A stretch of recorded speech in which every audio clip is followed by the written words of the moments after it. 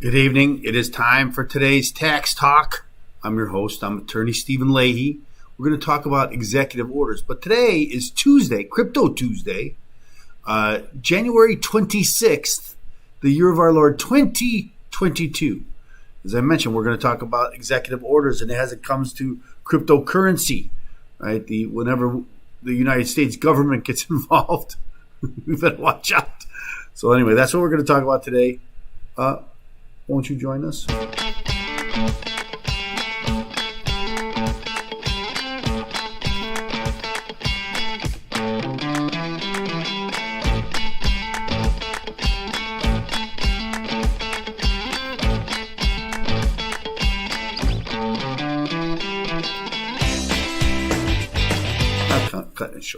Cutting it short today. Some people tell me I shouldn't have an introduction at all, but I like the introduction. But people tell me I really shouldn't have an introduction. Maybe they're right. Maybe people know a bit more about it than I do. But anyway, so I shortened it. So anyway, we're talking about the Crypto Tuesday and the executive order. The Biden administration has talked about an executive order. But as we always do on Crypto Tuesday, we always begin with the markets. So let's do that. Let us begin with looking at the market. So here's the market. We always go to coinflip.tech, and we look at here's the markets on their market page. And you see today, actually, Ethereum, Bitcoin kind of had an update today. Not great, but kind of had an update today. And then, because it's been in the news, I was going to talk about volatility today. But I don't have to tell you about the volatility. Let's look at the chart for the last week since the last time we were together. And so here's Bitcoin, ba-boom, right? Big dip on the 22nd. Yes, on the 22nd and so it's kind of rebounded a little bit. I heard talk about challenging the $20,000 range. That might be a little bit pessimistic, but you never know, right? What could happen? So let's look at Ethereum. Ethereum took a dive too. They all kind of took a dive together. Why is that? Who knows? I know that, it's like every time you see the market go up or down, someone's got this is because the Fed came out and said this, or this is because there's war talk about the Ukraine, or this is because it's all speculative. We don't know why. The market, the overall market took a crash too. The Dow, or the Russell, the S&P, they've all taken a kind of a dive today. I didn't look today. I know it was down today earlier. I didn't look to see where they were today. But anyway, suffice it to say that that had a little bit of a rebound today. It goes up and down. That's kind of what's going on. So let's talk about the executive order. Biden preparing executive order on cryptocurrencies. Excuse me. White House reportedly is seeking a central policy role on crypto. Oh, isn't that's reassuring, isn't it? Not to me, it isn't. The Biden administration reportedly is preparing an executive order concerning cryptocurrencies to be issued as early as sometime in February 2022. In preparation, various federal agencies are assessing the risks and opportunities posed by digital currencies, and senior administration officials have held a series of meetings on the matter, sources indicate. Well, nothing's more serious than a series of meetings. The news about the executive order emerged a day after the Federal Reserve released a discussion paper that explores the pros and cons of creating a central bank digital currency. We've talked about this on this show before, the stable currencies, and what that might look like. From the central bank digital currency, which seeks public comment through May 2022. The White House apparently is looking to seize the initiative, taking a central role in setting U.S. government policy on cryptocurrencies. I'm not going to get away with the key. Should we do the key get takeaways. The Biden administration reportedly is preparing an executive order. A key goal of the order is to develop a coordinated policy response from all agencies and departments within. Again, our governments getting together are never a very good sign when these agencies and everything get together that there is going to be any progress anytime soon. Because, you start taking meetings and start talking about different agencies talking to one another, and the sub-meetings and the committees and the subcommittees, and it never goes anywhere. It doesn't. They've been, remember now we talk about the IRS. The IRS has been updating their IT system for 50 years. Okay, so, well, they've got to do it all the time. I know, but they still tell us it's the oldest antiquated system in government, and yet they have this initiative to update. But so anyway, maintaining U.S. leadership in the global economy is another goal. Well, that's a very good goal to maintain our leadership role. The order may be issued as early as February 2022. News about the order came a day after. Well, we already said that. So federal agencies reportedly have been studying digital currencies and possible policy and regulatory responses to them for several years. We keep seeing all of these regulatory responses, right? They just want, what do they want? Disclosure. Right, I've already been talking about that. Crypto is kind of as one of the three bad boys that they've been targeting. Right, the wealthy, crypto, and the tax gap.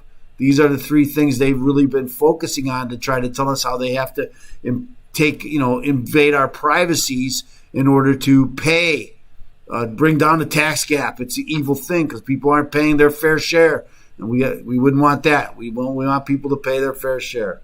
Okay, so meanwhile, this fragmented effort of the attendant lack of clarity about the overall direction of U.S. policy has been a source of frustration to participants in the growing cryptocurrency market. Okay, I don't think many people in the cryptocurrency market are thinking, we need the federal government to get involved. No, I do hear that a lot, but I don't think the participants, those people are buying and selling, are thinking, no, we really need the government to come in and start making sure that all's well. Because that'll really free things up and give us the freedom that we need. There's not a lot of people saying that, at least in my opinion. Also, some observers are concerned that the decisions by other major nations to issue CBDCs may threaten the dominance of the U.S. dollar in in the global economy. Yeah, well, if their governments are as any bureaucratic as ours, we don't have to worry about it. The Office of Comptroller of the Currency, the Securities and Exchange Commission, and the Commodity Futures Trading Commission are among the regulatory bodies within the U.S. federal government that have issued guidance letters, released informal statements, or engaged in public and rulemaking efforts regarding how the emerging crypto industry should comply with federal laws and regulations. However, these efforts have not been coordinated so far. What the executive order may contain. The executive order, repeatedly under development, will address the economic, regulatory, and national security challenges posed by cryptocurrencies. It will also issue a call for various federal agencies to submit reports in the second half of 2022. We want results. Okay, well we'll get together. We'll put together a report. And we'll send out these reports, and that'll really give us a direction on which way to go.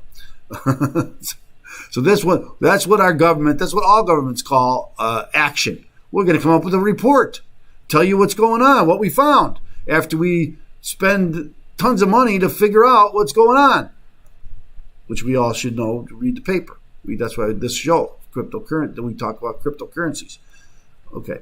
Meanwhile, the executive order is expected to assign specific roles to a broad spectrum of federal departments and agencies in developing a comprehensive U.S. digital asset strategy. Does that government ease or what? Hey, we're going to look into this and we'll let you know what we find. These departments and agencies range from, for example, the U.S. Department of State to the U.S. Department of Commerce. We already talked about the Securities Exchange Commission and the FINRA and all these others also. So they're just listing them all. List them all. In the Department of Commerce, a key objective will be ensuring that the U.S. remains competitive amid the exploding growth of digital assets worldwide. The executive order is also expected to comment on the possibility of issuing a U.S. CBDC, the central bank digital currency. However, it will probably refrain from staking out a firm position while the Fed continues to study the matter. Well, it's firm, yet flexible. As noted above, the Fed's study paper released on January invites the public to submit comments through May. Processing and following up on these comments is likely to take several additional months, at least. And I didn't put that in. That's in the story, at least. Okay, so anyway, that's that story. I wanted to also there's a couple other good stories. This is just a Bank of America says stablecoin adoption and CBDC is inevitable. I think that's true down the road. It's inevitable. A recent note from Bank of America analyst said that the CBDC would differ from a digital currencies currently available because it would be a liability of the Federal Reserve and not a commercial bank. Well, that would make it different, wouldn't it? Here's a good story about the New York mayor takes pay cut as cryptocurrency market plunges.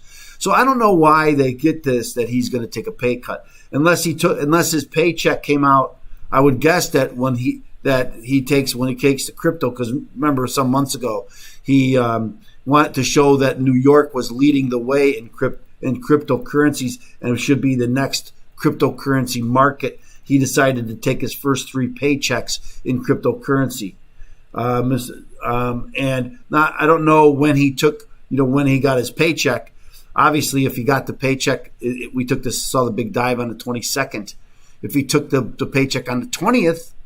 And then on the 22nd, there'd be a dive. But if he takes the pay now in cryptocurrencies and it goes up, well, then he doesn't really take a loss, does he? So anyway, I thought that was an interesting take. They just don't see. So let's just read this paragraph. Adams officially received his first paycheck yesterday. So it was already after the crash. So he didn't take that crash bad. It went up today, which was converted to Bitcoin and Ethereum through cryptocurrency exchange Coinbase, according to New York Post. The New York City mayor receives bi-weekly paychecks of about $5,900, amounting to a salary of $258,750 a year. Adams didn't reveal how much of his $5,900 paycheck is split between Bitcoin and Ethereum, but if the crypto market continues to trend downwards, the funds from Adams' first paycheck may quickly evaporate. Or if it goes up, well, then he's going to get a big raise, isn't he? I wanted to also finish with this story because I talk a lot about blockchain and how blockchain is going to change the world, and I really believe it is. I think this is, cryptocurrency is interesting. It's a market. People are interested in it. It's got a lot of tax consequences, and that's why I got into the cryptocurrency. But I'm also a tech guy, right? So I have a master's degree in information technology law on top of being a tax attorney. And so I always have an interest in this. And I really think blockchain is where it's going. So I wanted to include this story in today's Crypto Tuesday. Let me see if I can make it a little bit bigger so we can read it together. Okay. Blockchain-based insurance is expected to transform claims administration, according to a new report on Juniper research. Specifically, researchers expect blockchain-based insurance claims to exceed $10 billion in cost savings globally by 2024, up from $1.1 billion. So 10 times.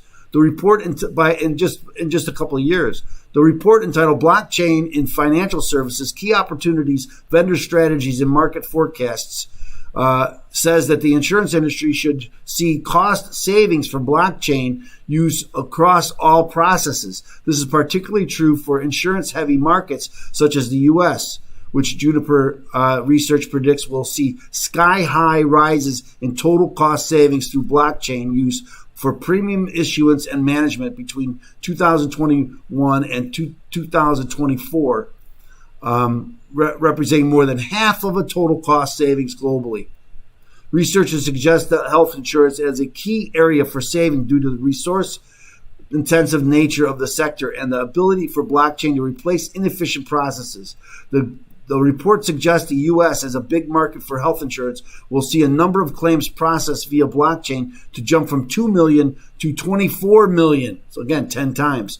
Research said insurers have been reluctant to modernize processes, but the benefits for insurance will eventually overcome barriers in implementing blockchain solutions, enabling blockchain insurance to increase. Insurers must address barriers to implementing blockchain technology through investment and partnerships. Any blockchain solutions deployed must integrate into existing underwriting and claims management platforms and offer an increased value proposition beyond what is already available. So I wanted to include that story. Again, I'm a big proponent of this blockchain. I think it's the change. That's really where the change is coming. So I wanted to bring that up. So it is Crypto Tuesday. Don't forget, every Tuesday is Crypto Tuesday. You should join us on all of these platforms. And I'm going to ask you to like and share our content. Please hit the subscribe button. Like it. Share it with your friends. Tax news is at the forefront of all news. It's what all news is really about. You know, where the money comes from and how you spend it. That's what politics is all about.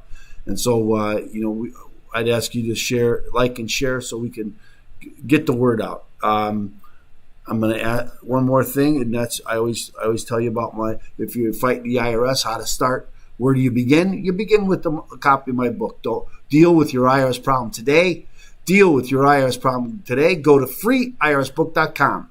Freeirsbook.com. Get yourself a copy of Deal with Your IRS Problem today. It will certainly help you. So the government's coming out with an executive order. It's going to change the world. Do you really believe that? I don't believe it. So we'll see. Thanks so much for joining us. And we'll see you tomorrow here on today's Tax Talk.